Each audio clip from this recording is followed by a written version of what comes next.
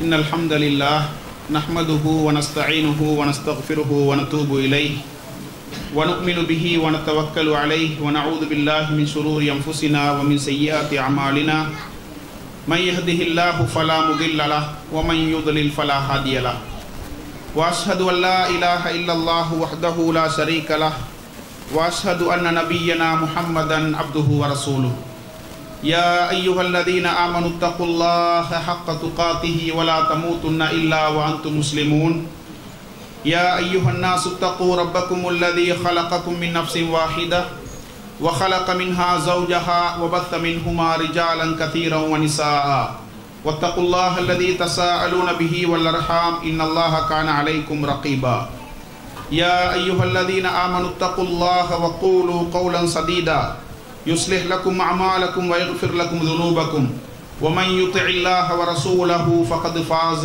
فوزا عظيما فإن أصدق الحديث كتاب الله وخير الهدي هدي محمد صلى الله عليه وسلم وشر الأمور محدثاتها وكل محدثة بدعة وكل بدعة ضلالة وكل ضلالة في النار أما بعد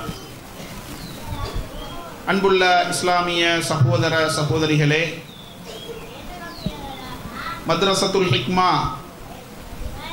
பாடசாலையின் அன்புக்குரிய மாணவ மாணவிகளே, பள்ளிவாசலின் நிர்வாக உறுப்பினர்களே, இங்கே வருகை தந்திருக்கக்கூடிய ஏனைய சகோதர சகோதரிகளே, உங்கள் அனைவருக்கும் அஸ்ஸலாமு அலைக்கும் வரஹ்மத்துல்லாஹி வபரகாத்துஹு. அல்லாஹ்வுடைய பேருதவியால் இன்றைய தினம் மத்ரஸத்துல் ஹிக்மா அல் குர்ஆன் பாடசாலையின் 8வது வருடாந்த பரிசளிப்பு நிகழ்வு இங்கு ஏற்பாடு செய்யப்பட்டிருக்கின்றது. இந்த சந்தர்ப்பத்திலே இந்த விழாவுக்கு என்னையும் அழைத்து ஒரு சில கருத்துக்களை கூறுவதற்காக வேண்டிக் கொண்ட நிர்வாகத்திற்கு முதலாவதாக நன்றிகளை கூறிக்கொண்டு, இந்த சந்தர்ப்பத்திலே நாம் பெற்றெடுத்த குழந்தைகள் அமானித சொத்து, அந்த அமானித சொத்தை பெற்றோர்களாகிய நாம் கையாள்வது எப்படி என்பதை சுருக்கமாக உங்களுடைய கவனத்திற்கு கொண்டு வரலாம் என்று ஆசைப்படுகின்றேன். அன்புக்குரிய சகோதர சகோதரிகளே, அல்லாஹு தஆலா ஒரு மனிதனுக்கு இந்த உலகத்தில் பல்வேறுபட்ட நிஅமத்துக்களை, அருட்கொடைகளை வழங்குகின்றான். அவன் மனிதனாக வாழ வேண்டும், மனிதாபிமானத்தோடு வாழ வேண்டும், இந்த உலகத்தில் சந்தோஷமாக வாழ வேண்டும் என்பதற்காக மிக பெரும் அருட்கொடைகளை அள்ளி வழங்கி கொண்டிருக்கின்றான். அப்படிப்பட்ட அருட்கொடைகளில் ஒன்றுதான் குழந்தை பாக்கியம் என்ற அருட்கொடை. ஒரு மனிதனுக்கு அல்லாஹு தஆலா குழந்தை பாக்கியத்தை கொடுத்து விட்டான் என்றால் அவன் அந்த நிஅமத்திற்கு, அந்த அருட்கொடைக்கு அல்லாஹ்வுக்கு நன்றி செலுத்த வேண்டும். சில பொழுது சிலருக்கு குழந்தை பாக்கியத்தின் பெருமதி தெரியாமல் இருக்கும். அந்த பெருமதியை உணராமல் வாழ்ந்து கொண்டிருப்பார்கள். இதனுடைய பெருமதியை நாம் யாரிடத்தில் அறிய முடியும் என்றால், அல்லாஹ் தஆலா இந்த உலகத்தில் குழந்தை பாக்கிய மற்றவர்களாக யாரை வாழச் செய்கின்றானோ அவர்களிடத்தில் போய் கேட்டு பார்த்தால் இந்த குழந்தை பாக்கியத்தின் பெருமதியை நாங்கள் உணர்ந்து கொள்ள முடியும்.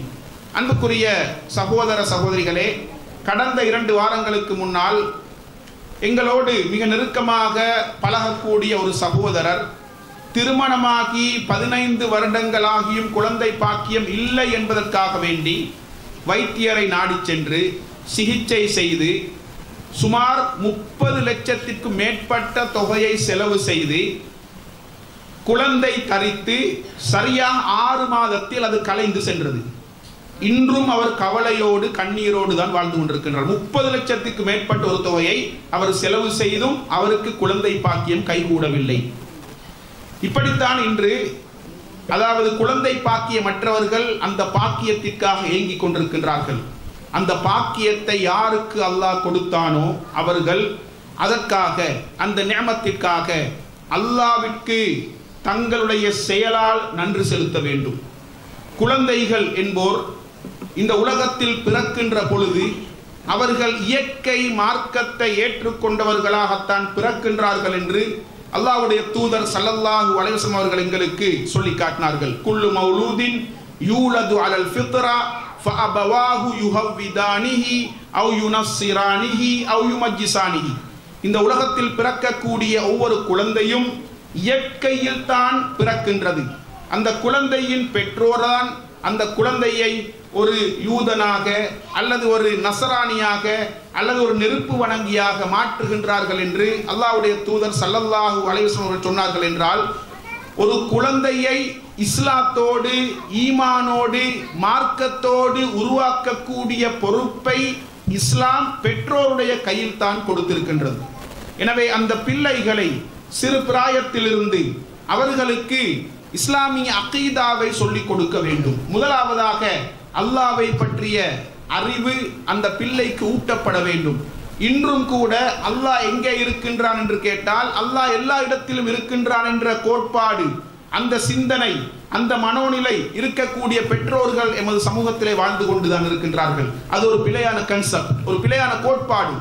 எங்களுக்கு தெரியும், காத்தான்குடியிலே இருக்கக்கூடிய அப்துர் ரவுஃப் என்று சொல்லக்கூடிய ஒருவரால் இன்றைக்கு அந்த கொள்கை, பிழையான நச்சு கருத்து சமூகத்திலே விதைக்கப்பட்டு கொண்டிருக்கின்றது. அத்வைத கொள்கை, அல்லாஹ் எங்கும் இருக்கின்றான் என்ற அந்த கோட்பாடு இஸ்லாமிய அகீதாவோடு நேரடியாக முரண்படக்கூடிய ஒரு பிழையான சிந்தனை, பிழையான நம்பிக்கை கோட்பாடு. எனவே அந்த கோட்பாடு நமக்குள் ஊடுருவக்கூடாது. எனவே அல்லாஹ் எங்கே இருக்கின்றான் என்றால் அல்லாஹு தாலா 7 வானங்களையும் தாண்டி அரசின் மீது இருக்கின்றான் என்று பிள்ளைகளுக்கு நாம் சொல்லிக் கொடுக்க வேண்டும். பிள்ளைகளுக்கு நாங்கள் தாய்ப்பால் ஊட்டுகின்ற பொழுது அகீதாவையும் சேர்த்து அவர்களுக்கு ஊட்ட வேண்டும். குழந்தை பருவத்திலிருந்து அந்த பிள்ளைகளுக்கு சில அடிப்படைகளை நாம் சொல்லிக் கொடுக்க வேண்டும். அவர்கள் இஸ்லாமிய அந்த கல்வியை ஆழமாக அந்த பருவத்தில் கற்றுக்கொள்ளாவிட்டாலும் மேலோட்டமாகத்தான் அந்த தகவல்களை அவர்கள் உள்வாங்கிக் கொண்டாலும் எதிர்காலத்தில் அவர்களுக்கு தேவைப்படுகின்ற பொழுது அந்த கல்வி அவர்களுடைய வாழ்க்கையில் பயனளிக்க கூடியதாக இருக்க வேண்டும் என்று இஸ்லாம் எங்களுக்கு வழிகாட்டி கொண்டிருக்கின்றது. எனவே பிள்ளைகளுக்கு நாங்கள் இஸ்லாமிய அகீதாவை அடிப்படையை ஊட்டுவது ஒவ்வொரு பெற்றோரினதும் கடமை என்று இஸ்லாம் எங்களுக்கு வழிகாட்டி கொண்டிருக்கின்றது.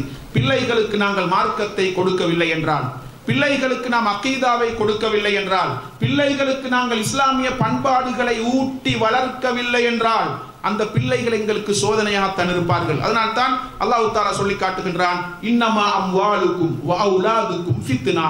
உங்களுடைய சொத்துக்கள், உங்களுடைய பிள்ளைகள் உங்களுக்கு ஃபித்னா, சோதனை என்று அல்லாஹ் தஆலா சொல்லி காட்டுகின்றான். எனவே பணத்தை நாங்கள் முறையாக ஹலாலான முறையிலே திரட்டுவதை போன்று அதை முறையாக ஹலாலான வழியில், அல்லாஹ் தஆலா விரும்பக்கூடிய வழியில், அல்லாஹ்வுடைய திருப்தியை பெறக்கூடிய வழியில் நாம் அதை செலவு செய்தால் அது எங்களுக்கு சோதனையாக இருக்காது. அதே போன்று பிள்ளைகளை பெற்றெடுத்த நாங்கள் அந்த பிள்ளைகளுக்கு இஸ்லாமிய அகீதாவை ஊட்டி, இஸ்லாமிய கோட்பாடுகளை ஊட்டி, இஸ்லாமிய பண்பாடுகளை ஊட்டி அவர்களை முறையாக மார்க்கத்தோடு வளர்த்தெடுத்தால் அவர்கள் எங்களுக்கு சோதனையாக இருக்க மாட்டார்கள், அவர்கள் எங்களுக்கு கண்குளிர்ச்சியாக இருப்பார்கள் என்று இஸ்லாம் எங்களுக்கு வழிகாட்டுகின்றது. அதே போன்று பிள்ளைகளை பொறுத்தவரைக்கும் அவர்கள் எங்களுக்கு கண்குளிர்ச்சியாக இருக்க வேண்டும்.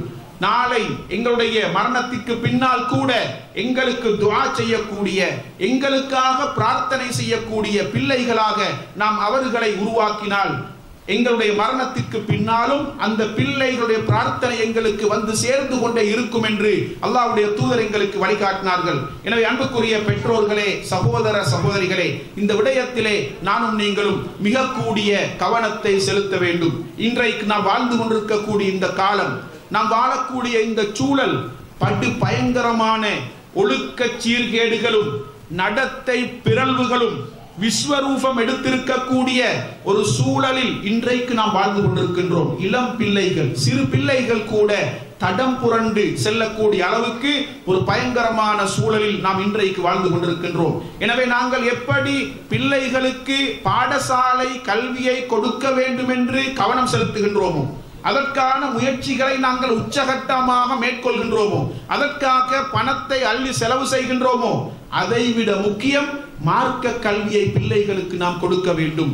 இந்த மார்க்கத்தை பிள்ளைகளுக்கு நாம் ஊட்ட வேண்டும். இஸ்லாமிய அகீதாவை நாம் அவர்களுக்கு ஊட்ட வேண்டும் என்ற விடயத்தில் கவனம் செலுத்த வேண்டும். பாடசாலைகளோடு பிள்ளைகளை இணைக்கின்ற விடயத்தில் கவனம் செலுத்துகின்ற பெற்றோர் பள்ளிவாசல்களோடு பிள்ளைகளை இணைக்கின்ற விடயத்திலும் கவனம் செலுத்த வேண்டும் என்று இஸ்லாம் எங்களுக்கு வழிகாட்டுகின்றது. பள்ளிவாசல்கள் தான் இன்றைக்கு உலகத்தில் பல்கலைக்கழகங்களாக சர்வ கலாசாலைகளாக மாறி இருப்பதை நாங்கள் பார்க்க முடியும். உதாரணத்திற்கு கைரோவில் இருக்கக்கூடிய ஜாமிஉல் அஸ்ஹர் அல் அஸ்ஹர் பல்கலைக்கழகம் உலகத்தின் முதலாவது பல்கலைக்கழகம் ஒரு பள்ளிவாசலில் இருந்து உருவாகியது.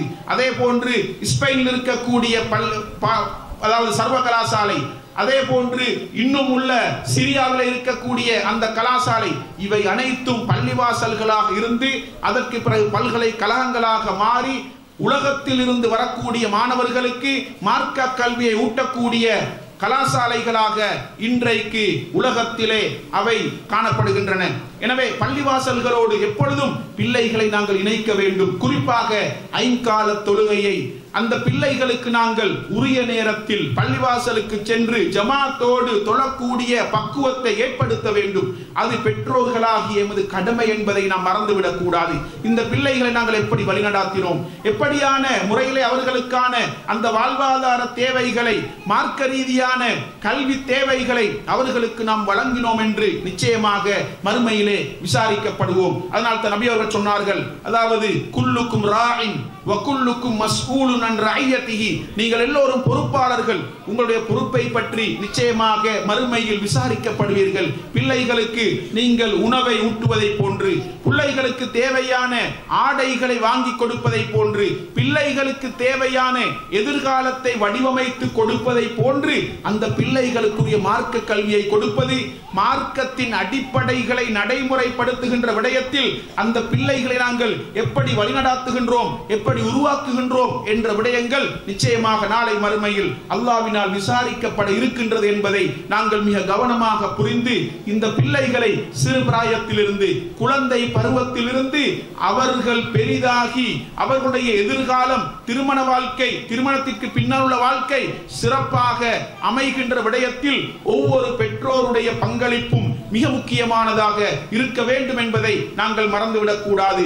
பள்ளிவாசல்களுக்கு பிள்ளைகளை அனுப்புவது, ஐங்கால தொழுகைக்காக அனுப்புவது, இது மிக முக்கியமானது ஒரு அடிப்படை என்பதை நாங்கள் மறந்துவிடக் கூடாது. அல்லாஹ்வுடைய தூதர் ஸல்லல்லாஹு அலைஹி வஸல்லம் அவர்கள் இந்த உலகத்தில் உருவாக்கிய சஹாபாக்கள் கைப்பிள்ளைகளை கூட பள்ளிவாசலுக்கு எடுத்து செல்வார்கள். எந்த அளவுக்கு என்றால், சில சந்தர்ப்பத்தில் நபிகளார் ஸல்லல்லாஹு அலைஹி வஸல்லம் அவர்கள் தொழுகை நடாத்தி கொண்டிருப்பார்கள்.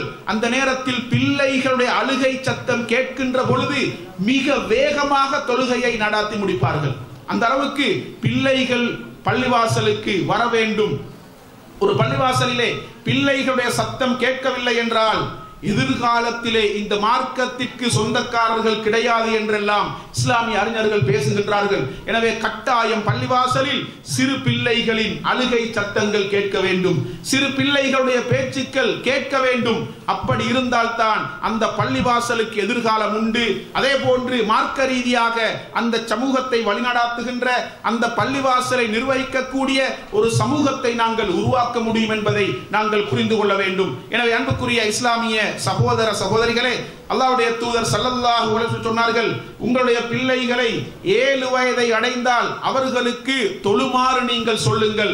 10 வயதை அடைந்தும் அவர்கள் தொழவில்லை என்றால் அடித்தாவது அவர்களை தொழ வையுங்கள் என்று அல்லாஹ்வுடைய தூதர் எங்களுக்கு வழிகாட்டினார்கள். எனவே சிறிய பிள்ளைகளை, 7 வயதுக்கு கீழுள்ள பிள்ளைகளை கூட நாங்கள் பள்ளிவாசலுக்கு எங்களோடு அழைத்து சென்று அந்த தொழுகைக்கான பயிற்சிகளை, தொழுகையிலே அவர்களுக்கான ஆசையை, ஆர்வத்தை நாம் ஏற்படுத்த வேண்டும். சஹாபாக்கள் அப்படித்தான் பிள்ளைகளை பள்ளிவாசல்களுக்கு அழைத்து வருவார்கள். அதே போன்று நோன்பு பிடிப்பதற்கு பிள்ளைகளுக்கு ஆர்வத்தை ஏற்படுத்துவார்கள்.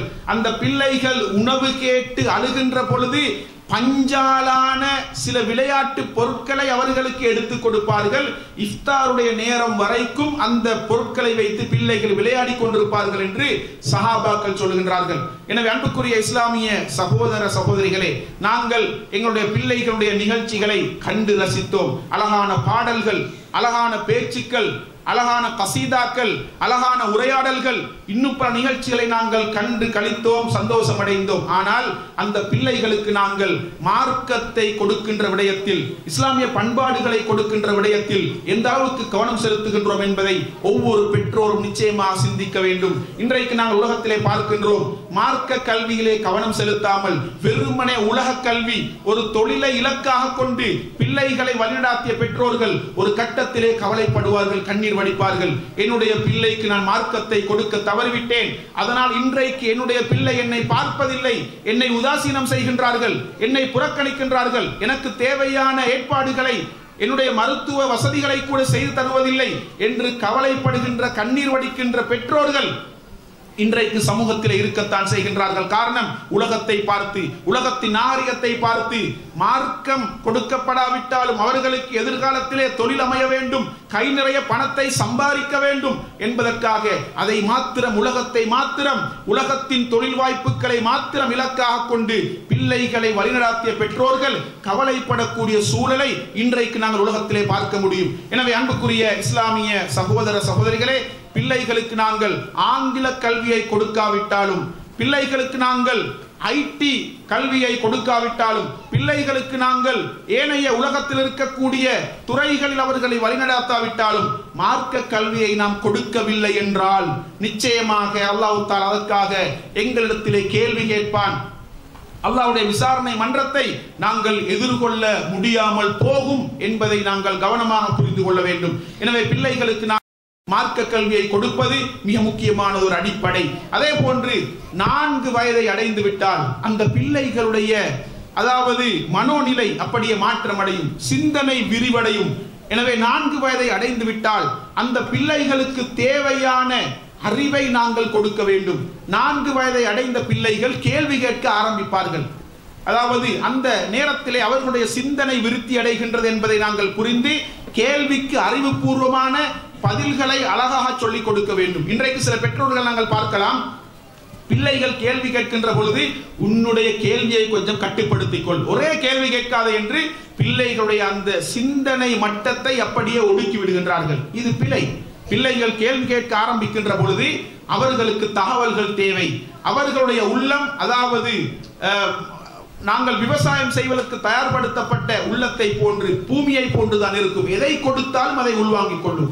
எனவே நாங்கள் சொல்லுகின்ற பதில் சரியான பதிலாக இருக்க வேண்டும், அறிவுபூர்வமான பதிலாக இருக்க வேண்டும், சரியான தகவல்களை அந்த பிஞ்சு உள்ளங்களில் நாம் விதைக்க வேண்டும் என்று எங்களுக்கு மார்க்கம் வழிகாட்டி கொண்டிருக்கின்றது.